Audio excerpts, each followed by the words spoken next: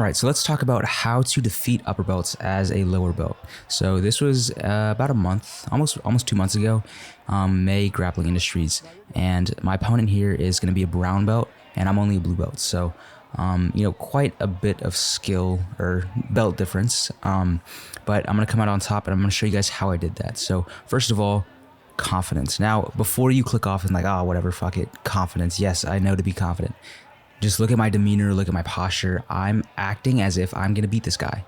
And I'm not like spazzing out, like, trying to feint a lot, but I'm waiting for my openings right there. Find the arm drag, get on the arm drag, and find the single leg. So before we go further, I just wanna talk about my body language and how I'm approaching my opponent. I think that's very important, especially when being a lower belt going up against upper belts, is you have to, give off that sense of, I'm about to beat your ass and I don't care what my belt is. We have to act like we know what we're doing, even though we might not exactly know what we're doing.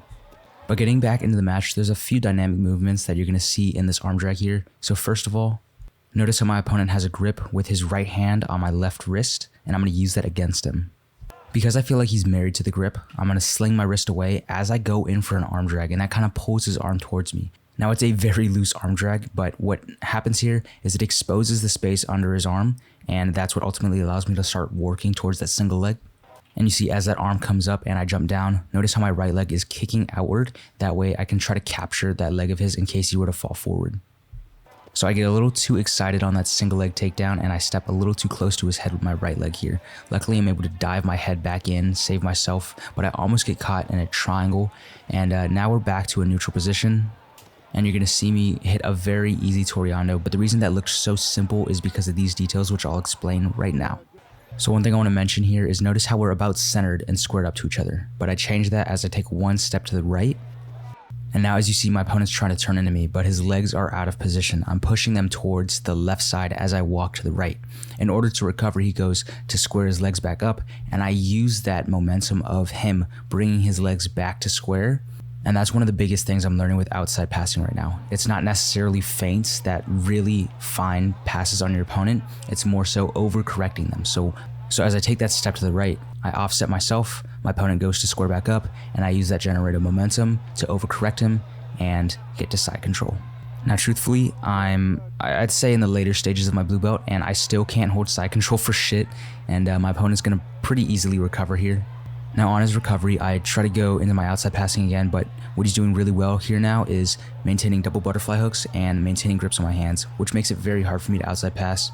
My favorite ways to disrupt the outside pass is clubbing that head, grabbing the hands, and it just makes it kind of hard for me to move because I had to work so hard to find my balance running around in a split squat around my opponent that when you put hands on my head, it throws off my balance and my opponent is able to recover from there. So he's doing the right things. I think I'm just a little step ahead of him because I've spent so much time in my passing game. But we're going to stand up. I'm going to go collar tie on him, and he's going to use a throw by here. Now, I'm immediately turning into him. I think he tried to get that knee pick, got a little tired, and then debated on setting the guard, but I pushed him on the shoulders, got him back down. And you're going to see him use that defense again here, where he's making sure peeling up my elbows, flaring my elbows outward, and getting a lot of collar ties here on my head.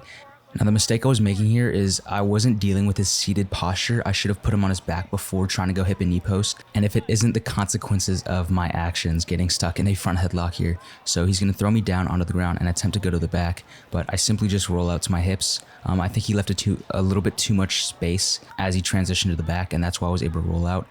So now it's my turn to play guard, and the main attacks I look for here are guillotines and arm drags. So I'm going to either peel, you can see me using my hand here to try to open up that wrist, and I'm using this grip where my thumb is pointed into him instead of thumb pointing away. And what this is doing is, the only way to break this grip is to circle your wrist out and expose the space here, and we'll get into that a little later in the video. Okay, so my opponent starts going in for this guillotine, and the thing I'll say about this is you can see me use my left hand to post here. The theory behind escaping these submissions and attacks is just separating chest to chest or chest to back connection. If you're able to do that, you get the space, and you're going to see me here capitalize on that space by just getting my legs back in front and throwing my guard in the way. In general, all positional escapes are just removing chest to chest or chest to back connection and creating space and capitalizing by putting your guard back into that space. But we're going to see that grip that I was talking about come back into play here, where the thumb is pointed into my opponent. So he has to open that arm up, and that's when the space gets exposed for the arm drag. But he does this fucking front flip over me, and he's able to stay out of danger that way and stay on top. He then goes for a toe hold. My theory with toe holds, just kick straighten your foot out, and if they don't have control of your leg or your knee line, you should be in pretty good shape to just kick out. From here, I go in for one of my hip bump triangle attempts, but most people, they post their arm on the ground, but I think he went for a pinch headlock at the same time, so he ended up just falling over. And now here we get into this final pass of the round, and this one was pretty strategically played out, and I'm going to show you guys how I did that right here. So probably the most important movement here, my hand goes to his hip and my elbow is going to flare right here on his thigh, and this makes the high leg have to come really far out if he wants to bring it back in. What I'm going to do next is I'm going to bring my head down to my elbow, right near his hip line, and this prevents the high leg. But if you notice, I'm kind of sprawled out where my left leg here is a little far back, and the problem here is this bottom leg can now enter if you were to grab my wrist and shrimp out. So I'm gonna throw my hips in, bring my left leg close up to his butt where my knee and elbow are almost touching, which now prevents the bottom leg from coming back in. As I do this, I'm walling with my chest. So I'm raising my posture, raising my head, and I'm flaring my body out to make his hips face away. From there, I'm able to push that leg outside of the playfield, walk around in north-south, and then I'm just disconnecting the elbow and knee connection of my opponent, bringing my head down to his hips, and that's how we're gonna solidify the guard pass.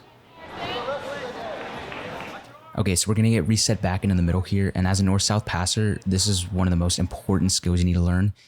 As we're in north-south and my opponent's able to create space and start to wrestle up on a leg, notice how I put my left knee directly behind his head. That way, as he tries to grab this leg and turtle up, he can't move his head back. And now I'm gonna backstep with that right leg, which gives me just enough time to beat him to this reaction and get behind him. So fun little niche thing here. As I made my way around to his back, I felt him start to raise up to his feet and try to stand up and turn in. So instead of taking my right arm here out and trying to attack the back, I knew that would have created too much space and allowed him to fully turn into me. So from this position, I just drive my back and my hips into my opponent. And while I did lose back exposure, it allowed me to stay more connected and keep my opponent down. That way I can maintain top position.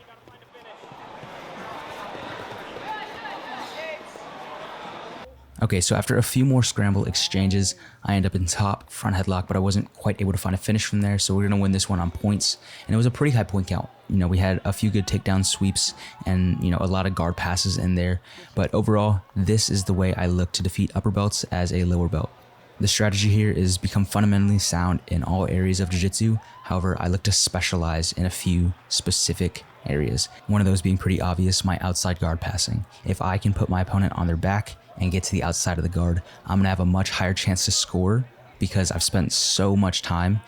And that goes for all areas of jiu-jitsu. If I can lock my legs around a black belt's head and arm and put them in a triangle, you know, I'm gonna have a lot higher chance to finish that triangle than, let's say, a Kimura or a guillotine. Now, my guillotines are getting a little bit better. I've been working on those a lot, so stay tuned for that. But overall, get good in a few positions, and that is how you can defeat higher level opponents.